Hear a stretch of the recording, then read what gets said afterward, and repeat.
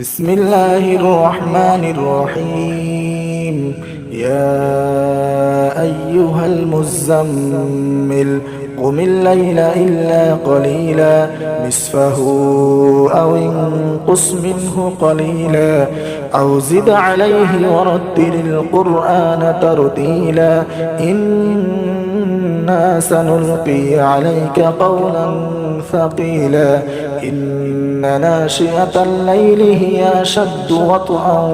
وأقوم قيلا إن لك في النهار سبحا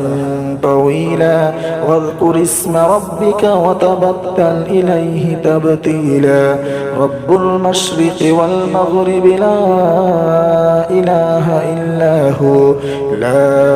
إله إلا هو فاتخذه وكيلا واصبر على ما يقولون واهجرهم هجرا جميلا وذرني والمكذبين أولي النعمة ومهلهم قليلا إن لدينا أنكالا وجحيما وطعاما ذا غصة وعذابا أليما يوم ترجف الأرض والجبال وكانت الجبال كثيبا مهيلا إنا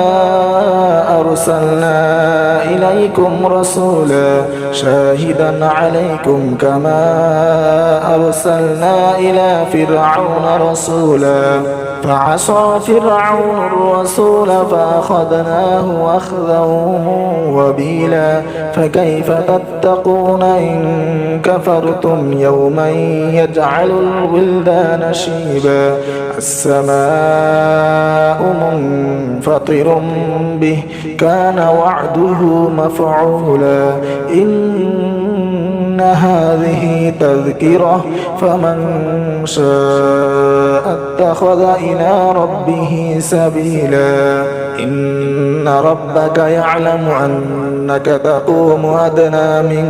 ثلثي الليل ونصفه وثلثه وطائفة من الذين معك والله يقدر الليل والنهار علم أن لن تحصوه فتاب عليكم فاقرؤوا ما تيسر من القرآن علم أن سيكون منكم مرضى وآخرون يضربون في الأرض يبتغون من فضل الله وآخرون يقاتلون في سبيل الله فاقرؤوا ما تيسر منه وأقيموا الصلاة وآتوا الزكاة وأقرضوا الله قرضا حسنا وما تقدموا لأنفسكم من خير تجدوه عند الله هو خيرا